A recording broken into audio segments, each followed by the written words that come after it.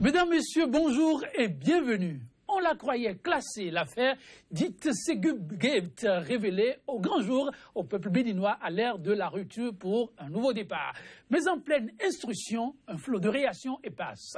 D'abord, un autre son de cloche de la société incriminée remettant en cause, au travers d'un communiqué, les allégations ayant servi de fondement à l'action judiciaire actuellement en cours. Ensuite, des prises de position des personnes des plus averties, des avocats, des acteurs portuaires et autres personnalités inculpées. Un méli-mélo qui, loin de rassurer, crée davantage la polémique et relance de plus belle les débats. Affaire Ségub Gate, la machine judiciaire éprouvée. Les fortes sommes en jeu seraient juste la face cachée de l'iceberg. Ce sont là, entre autres, préoccupations au menu de votre émission Débat du jour. Mais en attendant, l'essentiel des faits marquant l'actualité, tel relayé par les canards à nous parvenus ce matin, c'est la revue des titres. En notre compagnie, comme de coutume, pour la présentation de cette rubrique, Kodjovi Ametonou qui s'installe déjà. On se retourne alors vers lui. Kodjovi Ametonou, bonjour. Bonjour à vous, Joël Tondi. Bonjour également à nos amis téléspectateurs qui nous suivent en ce moment et qui adorent d'ailleurs cette rubrique. Et ce début de semaine, c'est le dernier lundi du mois de novembre. Bien évidemment, puisque nous sommes déjà le 28, donc c'est le dernier effectivement lundi de ce mois. Vous l'entamez, sur quel pied? Avec la bonne forme, la grâce que Dieu va nous accorder davantage de jours pour pouvoir amorcer 2017 avec toute la chance possible. Ah, vous voyez, il y a 2017. Alors, il va pas en tout cas, lui, il est miséricordieux. Vous avez la parole pour nos téléspectateurs qui ont soif de savoir ce qui fait l'essentiel à la une des journaux ce matin. Voilà, nous allons donc évoquer l'affaire Ségub que vous avez donc introduit dans votre émission. Nous passerons également le renouvellement de confiance des patrons d'entreprise à leurs désormais anciens et nouveaux patrons, Sébastien Germain Adjavon, sans oublier la grâce présidentielle accordée à 519 prisonniers. Si vous le voulez bien, on démarre donc avec Actu Express qui met donc en manchette polémique autour de la gestion de la filière des véhicules d'occasion et du GUOS, la part de vérité de Ségub. Et puis, nouveau mandat à la tête du patronat du Bénin, le sacre de Sébastien Germain Adjavon, attribution illégale des contrats de marché public et de partenariat public-privé par le gouvernement du Bénin, la juste dénonciation de Social Watch, lire la déclaration à cet effet. Cocorico Info, le gratuit béninois. Suspension de l'interdiction d'importation de certains produits par voie terrestre. La première volte-face de Pierre Claver. Tossou, marché, contrat de partenariat public-privé au Bénin. Les griefs et 7 recommandations de Social Watch. Communal Info, intoxication dans le dossier Ségub. Les contre-vérités du gouvernement, mise à nu, la nouvelle tribune, accusée d'avoir perçu de façon indue plusieurs milliards de francs CFA. La Ségub démontre la légalité et l'efficacité du GUOS, les preuves de sa bonne foi, identification des détenteurs de faux diplômes. L'assainissement de l'administration se poursuit, écrit la nouvelle tribune. L'audace info, malgré l'acharnement contre le maillat de la volaille, Adjavon plébiscité à la tête du CNP Bénin. Le confrère de la matinée Bénin, élection nette de Sébastien Adjavon, président du CNP Bénin. Adjavon et Cotigan, même combat. Ceux qui attendaient un clash attendront encore. Gouvernance sous le régime du nouveau départ. Social Watch invite le président Patrice Talon à une gestion transparente. Le potentiel polémique autour de l'affaire GUOS, le Ségub refute les allégations. Dernier conseil des ministres, 519 prisonniers graciés et 119 faux diplômes radiés. Le télégramme, suite au communiqué du gouvernement au sujet du fonctionnement du GUOS, les clarifications de la Ségub. Conseil des ministres, 519 prisonniers graciés et puis tourisme, le parc national de la Pendjari, privatiser l'événement précis, polémique autour des allégations et autres incriminations contre la société. La Ségub exhibe les preuves de ses performances. Renouvellement du bureau du Conseil national du patronat du Bénin. Sébastien Adjavon plébiscité à nouveau pour un mandat de 4 ans. Le quotidien Matin Libre Décision du gouvernement, 519 prisonniers et graciés, 79 nouveaux faux diplômes, décelés, dossier GUOS, les observations de la Ségub. Quotidien Nord-Sud, gestion des fonds d'escorte des véhicules d'occasion, les judicieuses explications de la Ségub. Veille citoyenne, Social Watch dénonce le contrat Morpho 10 et puis fonction publique, 79 faux diplômés bientôt radiés de la fonction publique. Quotidien Soleil Levant, découverte successive d'importantes quantités de cocaïne au port de Cotonou. Talon doit sévir pour la lutte contre la mafia de la drogue. Au Bénin, décision de reprendre les élections de certains chefs villages dans la commune de Soava. Le maire Sergio Hazoumen veut-il s'opposer à la décision de la Cour suprême, s'interroge le journal qui revient sur le dernier Conseil des ministres. Les grandes décisions du Conseil des ministres a retrouvé 79 faux diplômes épinglés. Joël Tonji. La boisson bonne comme d'habitude tous les lundis matins. Voilà. Merci à vous, Kodjovi Ameton. Je vous raccompagne avec cette bande d'annonces qui t'a fait place au débat proprement dit. Sika TV fait désormais escale dans chacun des pays africains. Escale numéro 1, le Bénin.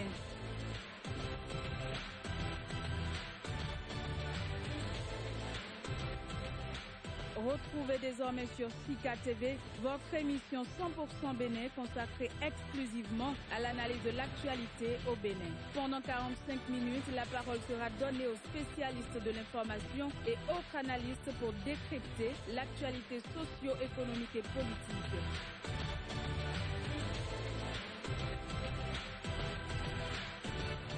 « 100% Bénin, c'est du lundi au vendredi sur Sika, le vrai visage de l'actualité en Afrique. Tel un serpent de mer, elle continue de faire parler d'elle. L'affaire dite Ségub Gate. Quoiqu'en pleine instruction, des langues se délient. De plus belles ne sont pas du reste des avocats. Chacun prend sa position et donne sa lecture qu'il fait de dossier à l'étape actuelle. Un dossier qui doit connaître aussi un nouveau développement au cours de la journée d'aujourd'hui avec quelques comparutions. Affaire Ségub Gate et ses inculpés. Un dossier au goût du fiel et des non-dits. Tel est le thème au menu. Pour en débattre, deux invités. Générique à Ouanganou, avocat au barreau de Cotonou. Il fait partie du collège des avocats des inculpés. Générique à Ouanganou, bonjour. Bonjour, monsieur le journaliste. Merci de répondre à notre invitation. Je vous remercie. En face de lui, il est un homme très en vue. Il fait partie de ceux-là dont on parle beaucoup par ces temps-ci. L'actualité oblige, transitaire mandataire. Il a nom Athanase Kassa. Il est membre de l'intersyndicale des transitaires mandataires pour la compétitivité du port de Cotonou, un port très mal en point. Athanase Kassa, bonjour. Bonjour, monsieur le journaliste. Merci aussi pour la disponibilité. Merci. Et le moral. Ça va très bien. De mieux en mieux. C'est tant mieux. Oui, la polémique, elle enfle de plus belle autour de cette affaire dite Ségub Gate. En dépit de l'instruction, des voix se donnent de part et d'autre, des personnes des plus en vue, des avocats qui transforment carrément des plateaux de télévision en plaidoirie, pour ainsi dire. Oui, maître Arongo, pourquoi cette attitude est devenue très légion de la part de vous, avocats? On a comme l'impression que désormais les plateaux de télévision, de radio sont la tribune phare des avocats. Pourquoi ne pas rester simplement au tribunal?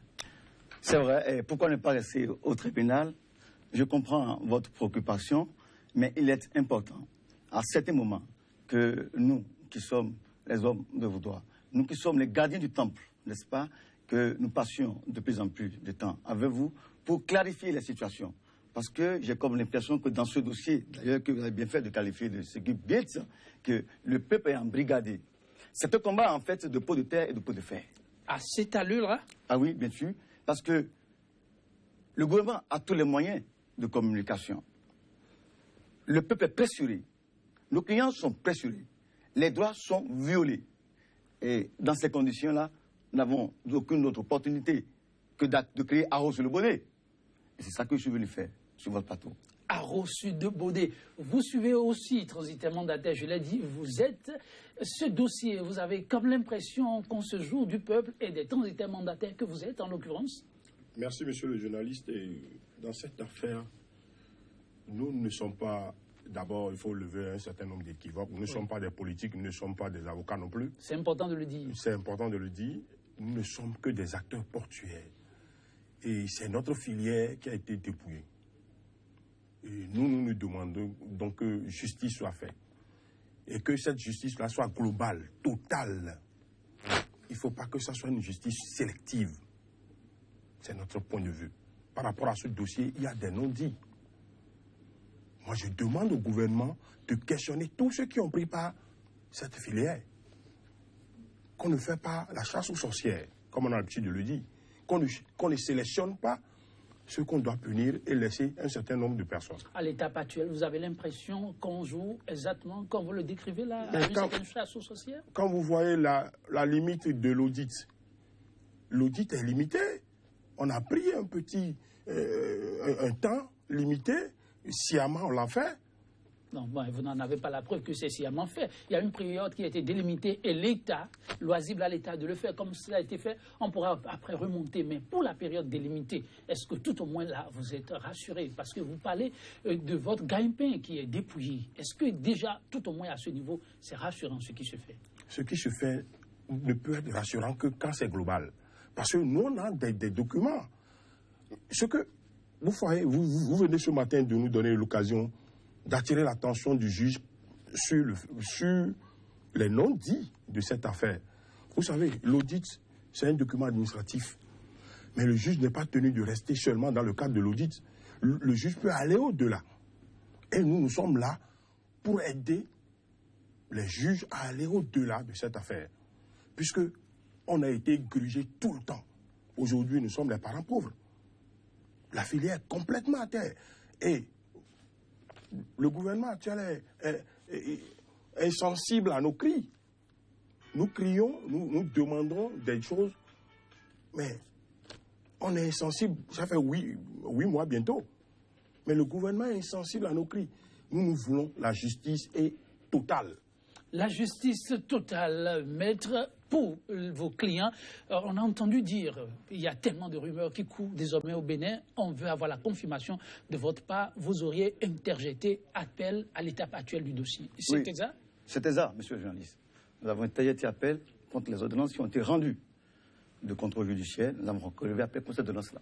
Pourquoi relever appel? Vos clients ont vêtements, en tout cas pour ceux qui nous a été servis, ils ont pris l'engagement de rembourser un certain nombre de sommes. Et cela signifie ce que cela signifie. L'interprétation, à vous de le faire.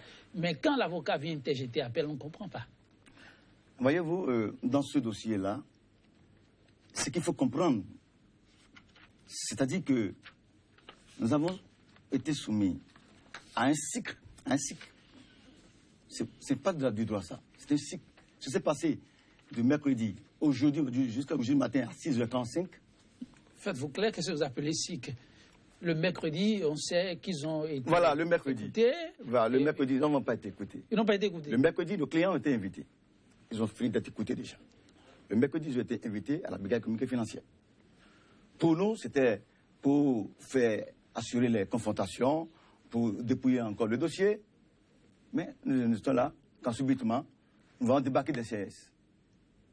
Nous étions avec nos clients. Les CS débarquent. On nous dit de scinder ils ont scindé le groupe en trois. Vous êtes à l'OCT, vous êtes comme ça. Ils sont allés là, ils sont restés là, du jusqu'au lendemain. Du mercredi là jusqu'au lendemain. Je pense que c'est le mardi à mercredi. Donc, le mercredi vers 10h, on les a amenés au tribunal.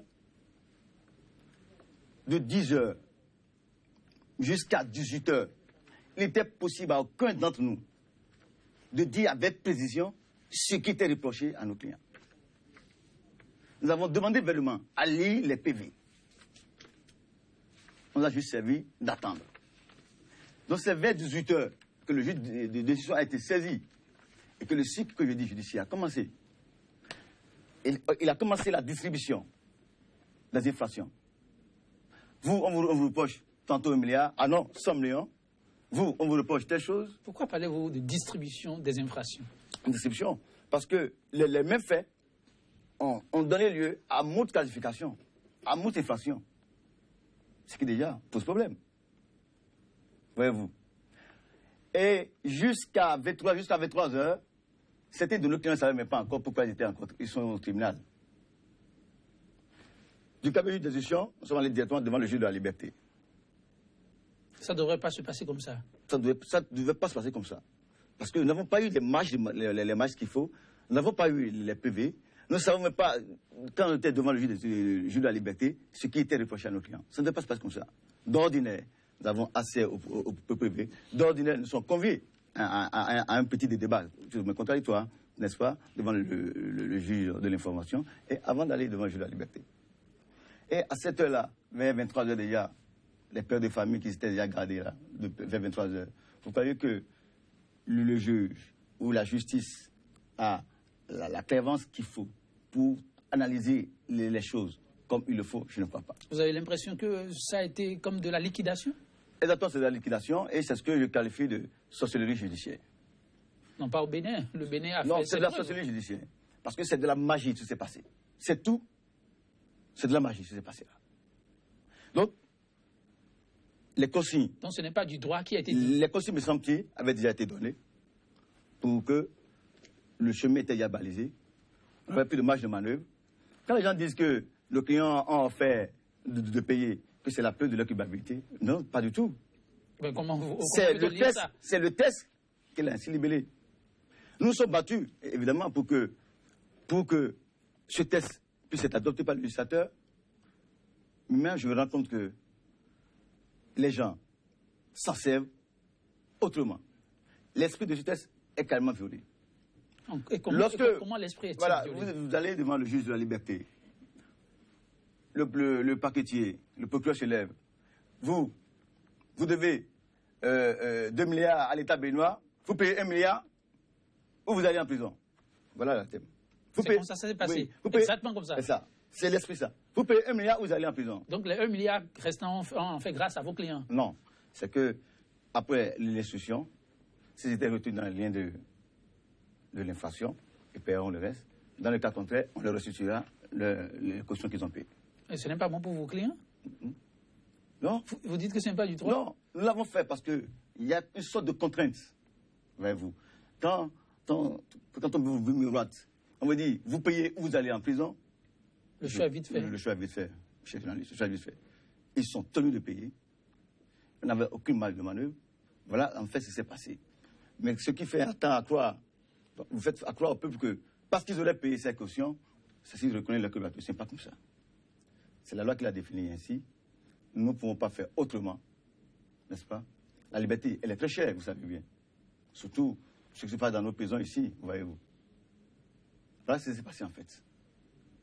Monsieur le journaliste. Athanas Kassai, quand vous suivez ça, je suis un peu peiné de vous poser la question, mais je vous la pose quand même. Allez. Ça vous rassure davantage ou vous êtes encore plus peiné? Je suis très très peiné, mais je ne resterai que dans le sujet de la filière des véhicules. Tout à fait. L'avocat est dans son rôle, il connaît les rouages techniques de son domaine. Je suis très peiné. Vous savez, à l'avènement du président Yahya Boni, en 2006, il a pris 5 différents arrêtés interministériels. Il a fait prendre par son gouvernement 5 différents arrêtés interministériels qui ont régi la filière des véhicules d'occasion. À chaque fois quand on sent le besoin de renouveler, on renouvelle. Donc, en somme, nous avons 5 arrêtés interministériels. Le premier, c'est le 035. C'est pris en mai 2006. Le dernier, c'est le 0044, pris le 28 août 2012. Mais quand vous lognez, moi, je peux vous laisser un lot de 5 arrêtés pour faire vos investigations. Quand vous parcourez ces arrêtés, vous devez comprendre que les gens ont pris par là. Mais hier, moi, je dis, à l'avènement de PVI, ici, tout le monde a acclamé, applaudi. Le PVI veut dire Programme de vérification des importations. La vérification des importations, c'est par rapport aux valeurs. Parce que tout le monde sait ce qui se passe. Donc on a applaudi pour dire, voilà, l'État béninois va gagner. Puisque les gens ne vont plus tricher, en réalité. Mais on a fait entrer le PVI dans la filière des véhicules d'occasion. Mais qu'est-ce qu'on a fait? On a planché les valeurs. Ça veut dire que vous avez un véhicule de 2016, vous payez le même montant qu'un véhicule de 1952, par exemple. On vérifie quoi en ce moment? On vérifie quoi en ce moment? Nous demandons, est-ce que le PVI a sa raison d'être là? Si on n'est pas venu dans cette filière pour rien que surfer sur le nombre, pour se faire de l'argent. Mais Béné-Contrôle a pris par là. Où sont les éléments de Béné-Contrôle? Le CFT, ceux qui sont incriminés aujourd'hui, ils étaient servis. Les éléments de Béné-Contrôle. Mais tous ceux qui ont arrêtés là, on n'a vu personne de Béné-Contrôle, par exemple. Je ne dis pas qu'il faut les arrêter. Je ne dis pas que... Mais justement, parce que l'audit n'est pas allé là-bas. L'audit n'est pas allé là-bas. Je ne dis pas qu'il faut les arrêter. Mais je dis, allons voir aussi leur passage. Parce que les arrêtés sont avec nous. Vous savez, en 2 semaines, on a changé 2 arrêtés. Un qui a été pris le 31 octobre. L'actuel gouvernement? Non. Avec l'ancien gouvernement. Et pour introduire Béné-Contrôle dans la filière des véhicules d'occasion, on a pris un arrêté, le 052, qui a été pris le 31 octobre 2011. Mais le 16 novembre 2011, un autre arrêté est venu remplacer celui-là qui n'a pas encore commencé par fonctionner.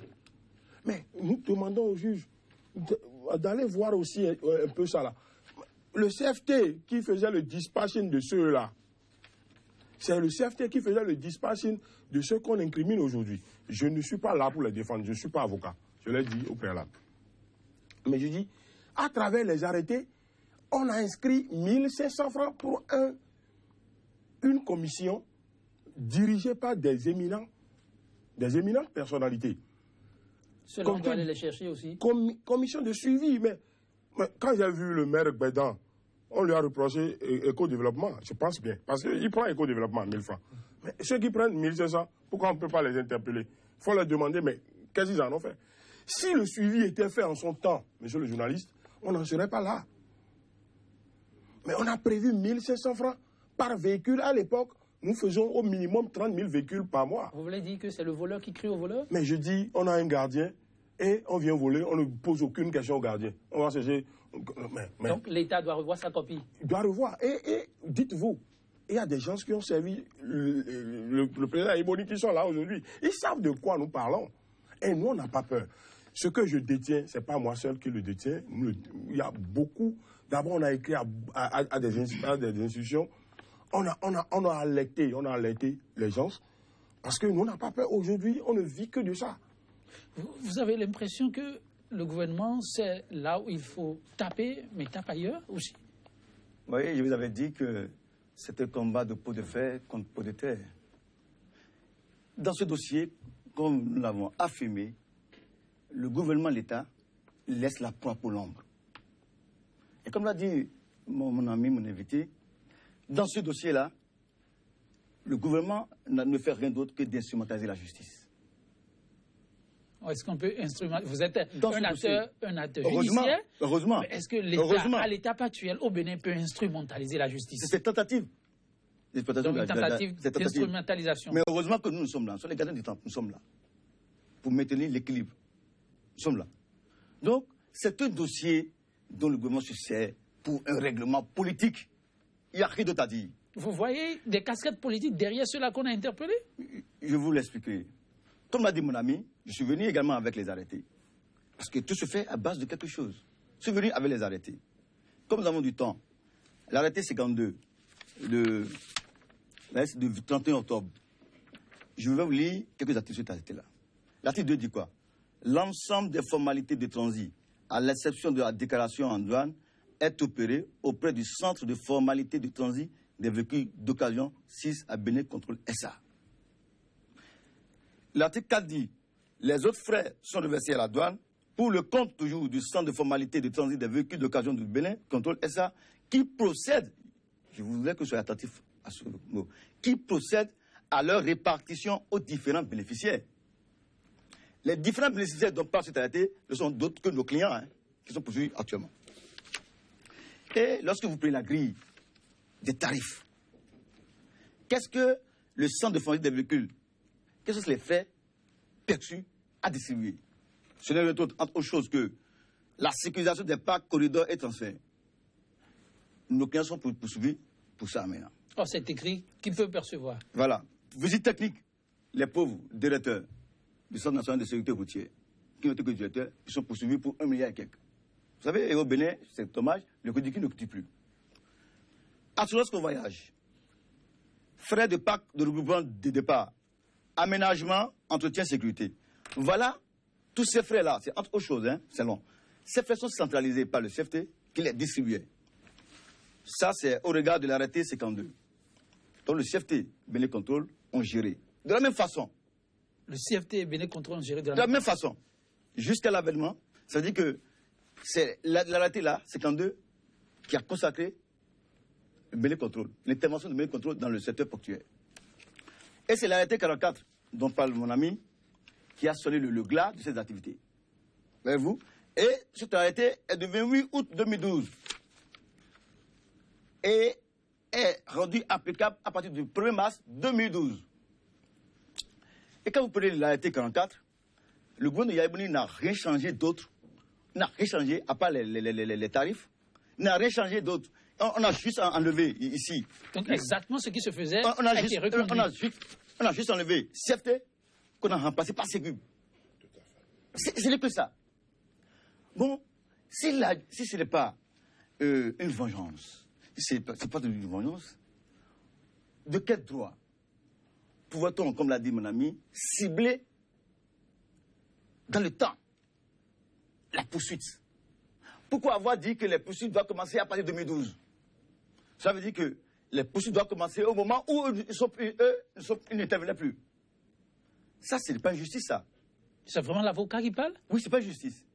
Parce que la justice doit être immuable, universelle, elle peut pas être sélective et distributive.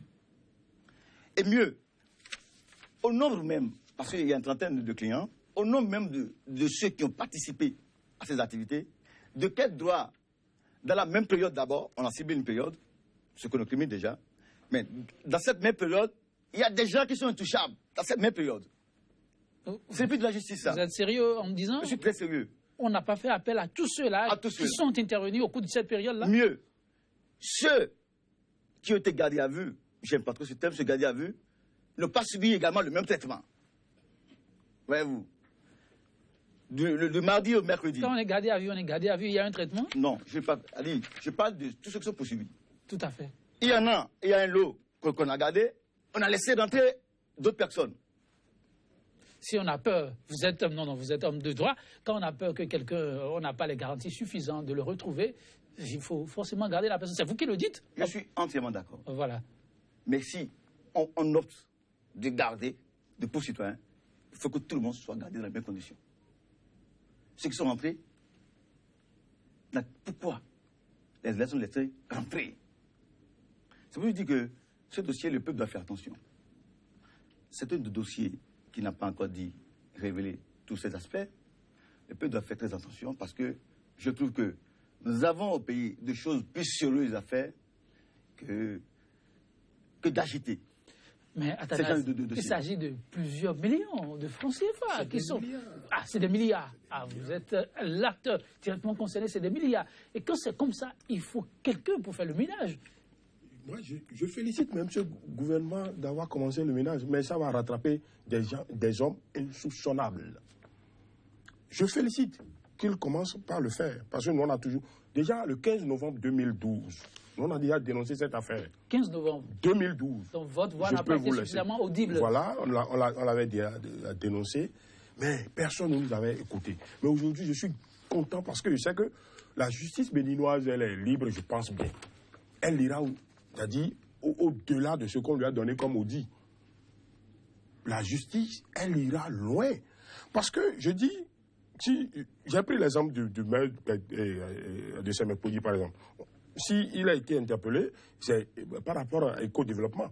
Mais au même moment, une rubrique comme suivi de la filière, 1500. Mais les gens ont siégé, ils ont eu des émoluments. Qu'est-ce qu'ils en ont fait? Mais s'ils ont fait le suivi, au moment où le CFT faisait le dispatching, les gens n'étaient pas en infraction. On nous dit aujourd'hui que les gens prennent de l'argent sans prestation.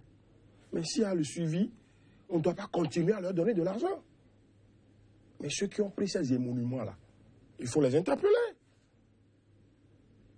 C'est ça. C'est-à-dire, nous sommes là pour la vérité. Nous voulons, aujourd'hui, vous savez, le transitaire mandataire vit dans une précarité qui ne dit pas son nom. C'est la filière de choix de bon nombre de jeunes gens. Ça a changé depuis quand ça? Mais ça a changé depuis que, d'abord, quand on dit aujourd'hui que c'est à cause du NERA, il n'y a pas que le NERA. Ce n'est qu'une raison exogène. Mais endogène, il y a des causes endogènes qui sont là. Le pouvoir pouvait faire des choses pour relancer. Vous savez, ces arrêtés sont des arrêtés politiques. C'est des freins politiques. Et ils en ont bénéficié en leur temps. On a dénoncé. Mais aujourd'hui, on ne peut pas dire, vous, hier, quand je vous partageais les sous, vous étiez dans la grâce et aujourd'hui, vous êtes dans la disgrâce. Non. Nous voulons que la justice soit totale. Ceux qui ont fait le comité de suivi, le port après la redevance du port, le port perçoit encore 500 francs. Mais pourquoi on n'est pas allé chercher ce directeur du port-là? Mais l'argent ne rentre pas dans leur poche, à ce qu'il parle. Ah, mais pourquoi on va chercher le directeur de CNSA? Ah oui, encore que CNSA aussi ne faisait pas la visite technique. Voilà des structures étatiques qui perçoivent de l'argent et on ne voit aucune prestation. Il y a tellement de non-dits dans cette affaire. Nous, on ne veut que la justice. On ne demande que la justice. Et le second point, si vous voulez, je peux commencer. Oui, allez-y très rapidement. Nous souhaitons qu'on abroge ces arrêtés-là, qu'on sorte les frais politiques et que le transit soit diminué pour que nos frères nigérians reviennent au port de Cotonou. Port de Cotonou. Comment faire pour que les Nigériens reviennent au port de Cotonou? C'est une autre grosse interrogation, une autre paire de manches pour permettre de booster le travail qui se fait au niveau du port. Oui, maître, je me retourne vers vous. À l'étape actuelle du dossier, lorsque vous intervenez, quand vous le faites comme ça, est-ce que ça ne risque pas d'influer ou de plomber aussi vos clients? Non, aucunement. C'est vrai que votre plateau ne peut être érigé en une juridiction. Ce n'est pas de la plaidoirie. Mais nous avons besoin de nous faire entendre. Parce que nos clients sont livrés à la vérité populaire. Actuellement. Voilà. Ils passent pour des voyous, ils passent pour des citoyens malhonnêtes alors qu'ils ont fait régulièrement leur travail. Nous sommes obligés d'apporter ce son de cloche pour que les téléspectateurs, les Béninois, aussi bien ceux qui sont à l'interne comme à l'extérieur, comprennent bien ce qui se passe dans ce dossier-là. Qu'ils comprennent que ce dossier n'est rien d'autre que la vérité populaire. Non, pas le dossier lui-même. Non, s'il vous plaît, pas le dossier lui-même. Le dossier lui-même. Un avocat ne peut pas qualifier un dossier de vérité populaire. Vous l'avez dit, la justice est en train de faire son travail. Vous avez foi en l'impartialité de cette justice. Alors pourquoi ne pas aller jusqu'au bout pour tirer des conclusions? Heureusement pour nous. Vous savez ce qui est paradoxal dans ce dossier? Qui vous souviennent que, au temps du président Yaya Boni, les conseils du président actuel ont acheté des dossiers, ont acheté des décisions de justice qui condamnaient l'État béninois à payer des milliards. Vous vous rappelez bien. Ces décisions ont été rendues, entre autres choses, sur la base de ces arrêtés-là. Les arrêtés aujourd'hui en cause. En cause. Non seulement, voyez-vous leur logique, non seulement ils ont engagé des milliards à la base de ces arrêtés, mais quand on les a sortis du circuit, ils ont estimé que l'État n'a pas suivi la forme qu'il fallait. Ils ont estimé en justice, l'État a été condamné à verser 2 milliards. Cela veut dire que, par ce fait, ils rendent déjà légal le travail, la prestation, l'activité fournie par nos clients. Mais curieusement, maintenant qu'ils sont au pouvoir, ils remettent encore en cause les mêmes arrêtés et pourchassent les nôtres. Cela veut dire que ce qui me chiffonne un peu, c'est l'attitude de ces gens-là, en fait. Parce que, en définitive, j'ai pitié de Yaya Boni. Parce que quand il s'expliquait... Qu'est-ce que Yaya Boni vient faire dans ce dossier? Quand il s'expliquait, quand il criait, personne ne l'écoutait.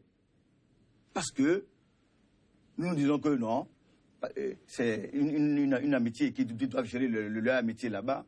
Mais quand il nous disait en partant que nous allons comprendre avec le temps, maintenant nous sommes en train de comprendre. C'est toujours l'avocat qui parle? Oui, vous avez laissé votre manteau? Non, c'est toujours l'avocat qui parle. Nous sommes en train de comprendre maintenant. Mais nous serons toujours là pour veiller à ce que la loi puisse être scrupuleusement respectée. Et à quoi allons-nous assister dans les tout prochains jours, parlant de respect de la loi Voilà, dans ce dossier? Le juge d'instruction est saisi régulièrement. Le juge d'instruction, lui, il prend son temps.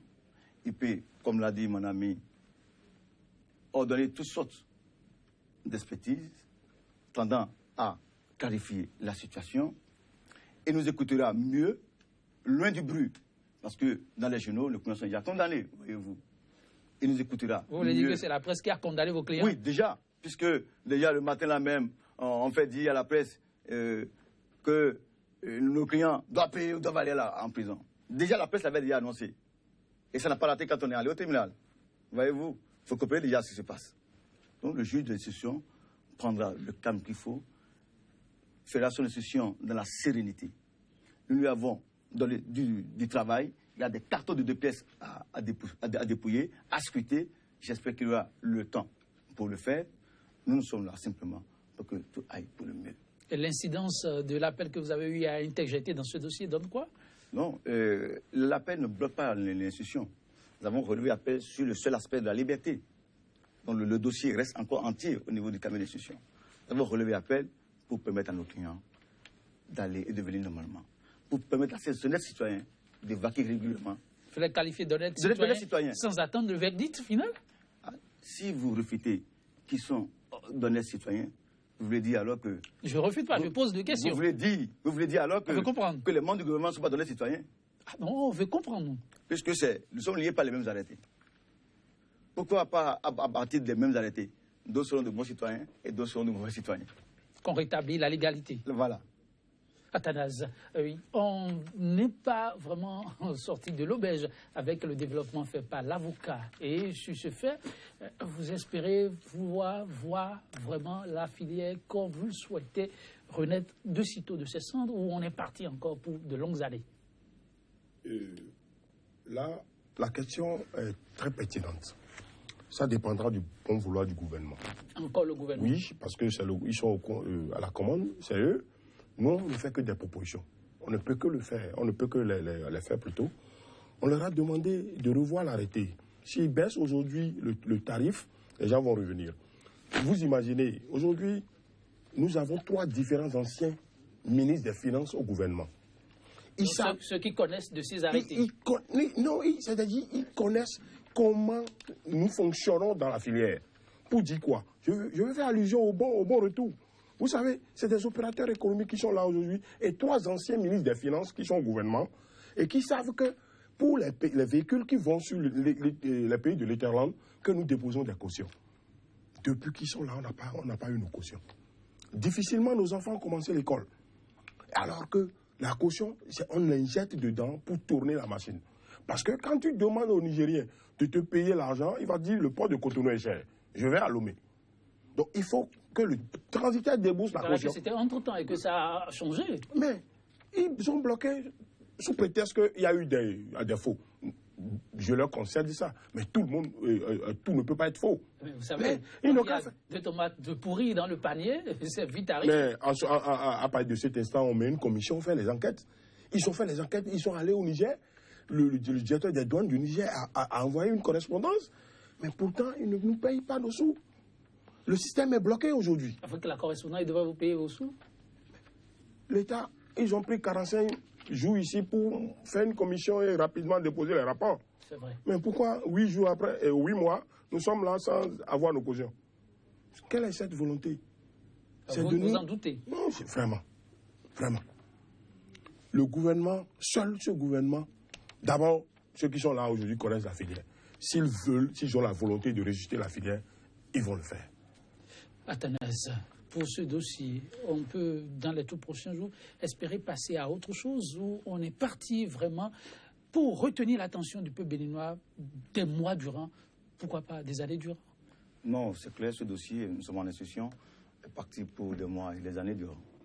Mais je ne voudrais pas que ce dossier qui agite inutilement le pays... Vous ajoutez inutilement? Inutilement. C'est un dossier inutile. Nous avons mieux à faire que d'agiter ces genres de dossiers, d'agiter le spectre de la prison, de déranger d'honnêtes citoyens. Nous avons mieux à faire. Le peuple est dans la misère. il y a un marasme économique. Mais c'est là où nous attendons le gouvernement. vous oubliez que c'est de l'argent qui est en jeu et que si on récupère cet argent, ça peut servir à beaucoup de choses. Beaucoup de choses. Mais voilà, vous faites bien le dire. Si on récupère cet argent est de qui? C'est pour l'État, ce qu'il paraît, non? Ah voilà. Voilà ce que je dis. C'est pas pour l'État? Qu'est-ce que c'est l'État par rapport à ces fonds? C'est les fonds des transitaires. C'est vos fonds.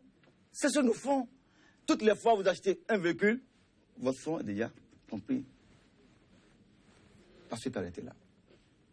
Donc, ce sont nos fonds. L'État n'a joué que son rôle de gagner. L'État est intervenu seulement pour équilibrer les choses. Parce que les acteurs, quand ils se chamaillent, vous avez vu, c'est une filière qui a commencé depuis 87, 88.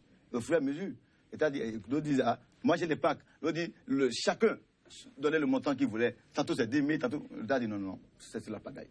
Maintenant, je joue mon rôle de gagner, je répartis. Ce n'est que ça. L'État perçoit ses taxes. Il paie les impôts. Les autres acteurs aussi perçoivent leurs taxes. Voilà. Et qu'est-ce que fait le peuple de l'État? Il ne s'agit pas de fonds publics. Quand on nous poursuit de nos clients pour détournement de deniers publics, voyez-vous, on les poursuit pour corruption, on les poursuit pour enrichissement sans cause et plein d'autres choses. C'est-à-dire que on a décidé, on les a ciblés, on a décidé de les avoir. Est-ce que c'est des mots justes que vous utilisez? Ouais, on les a ciblés. On les a envoyés en pâture au niveau de la justice. On demande au parquet, je dis, bon, trouvez-leur quelque chose pour qu'il ne m'embête plus. Ce n'est que ça. Vous ne sortez pas ces mots ici, là. Non. Trouvez-leur quelque chose. Oui. Mais ça se passe comme ça? Oui. Non. Et vous arrive de fonctionner comme ça? Je dis, dans ce dossier, c'est ce qui se passe. Et dans beaucoup d'autres dossiers politiques, c'est tout ce qui se passe. Non, c'est un dossier politique. C'est un dossier politique. Vous verrez qu'en définitive, il n'y aura aucune façon sérieuse, aucune charge ne serait vraiment retenue contre nous. Vous verrez à la fin, Nous sommes là pour voir, vous verrez la fin. Athanase, là, je dis, mais vous êtes beaucoup à plaindre si l'avocat se permet de dire que c'est un dossier politique. Ça, moi, je ne vais pas m'aventurer là-bas, mais je vais vous rappeler un fait, et c'est sur ce même plateau qu'un ancien ministre de l'économie maritime a parlé de la disparition de 450 millions. Resté introuvable. Introuvable. C'est dans cette affaire, c'est dans la filière des véhicules, c'est dans le suivi. Et il a demandé à ce qu'un autre ministre, son patron, vienne faire le débat contradictoire. Il est toujours attendu. Aujourd'hui, que se passe-t-il depuis 2006? On ne voit plus de débats contradictoires. J'interroge la presse. C'est quoi? Non, la presse joue son... Ah oui. Vous les invitez, ils refusent? Voilà. Vous avez la réponse, c'est ça. C'est la croix et la bannière pour nous. Depuis 2006... C'est la croix et la bannière pour nous. Vous avez posé une question, c'est moi qui pose la question ici, voilà. Mais c'est important. Merci. Je vous réponds. Merci. C'est la croix et la bannière pour nous de trouver des gens pour mener des débats contradictoires. Mais il se reproche quoi? Il n'a qu'à venir. Le ministre Koupa qui dit qu'il passe son chemin, il ne peut pas passer son chemin dans cette filière. Durant tout son passage au gouvernement, il a été le président de la commission. Koupa qui? Oui, j'appelle son nom. Le ministre Dianoté a appelé son nom de venir faire le débat. Et même d'envoyer l'audit en janvier 2012. Nous, on est là pour apporter les éléments au juge en tant si on demande à nous voir. Nous n'allons pas tout dire sur un plateau de télévision. C'est sûr. Non, c'est pas ça. Donc vous êtes prêt à mettre à la disposition de la justice tout à fait. Vous disposez. On ne chasse personne, mais on veut que la justice soit totale pour tout le monde. Et si les gens ont fauté, qu'ils soient frappés. Monsieur Athanase, oui, je retourne vers vous très rapidement avant qu'on mette un thème à cette émission. Le temps, ça passe très vite. Oui, maître. Oui, ce qui est curieux là, c'est je suis peiné pour mon peuple, pour mon pays. Parce que ce que je constate, malheureusement, c'est que toutes les fois, c'est un peu peut-être le commencement. Vous avez l'impression que le Bénin n'avance pas? Nous n'avançons pas. Fait du surplace. C'est-à-dire que dès que l'esclave est affranchi de l'esclavage, il devait mettre l'esclave. Nous nous sommes battus pour que ce gouvernement s'installe. Donc, dès des appels d'installation, au lieu de s'occuper des choses sérieuses, le masse économique, les gens ne mangent pas, les gens ont faim. Voyez-vous, on dépoussière des dossiers bidons. Vous n'avez pas espoir en l'avenir? Non. J'ai espoir en notre avenir. Mais il faut bien que les choses changent. C'est tout ce que nous Il faut que les choses changent. Parole de maître générique à Ouangano. Oui, très rapidement, un petit mot. Je demande au gouvernement de faire un clin d'œil sur la filière des véhicules d'occasion et d'essayer de la ressusciter. Ressusciter la filière véhicules d'occasion, oui, vous savez très bien, à chacun sa préoccupation. Mesdames, Messieurs, 100% Bénin, oui, le numéro du jour, c'est bientôt terminé. Une fois encore, l'affaire Segub Gate qui s'invite au menu du débat, peut-être encore dans les tout prochains jours, à en croire nos invités de ce matin. Mais pour le numéro du jour, nous vous faisons compagnie sur cette pensée du célèbre poète français de grande renommée, je veux nommer l'écrivain Jean de La Fontaine, je cite, « Selon que vous serez puissant ou misérable, les jugements de cour vous rendront blanc ou noir. » Cette citation date d'il y a des années, mais la réalité nous rattrape. Mesdames, Messieurs, merci pour l'attention. Excellente suite de journée à vous tous. À très vite.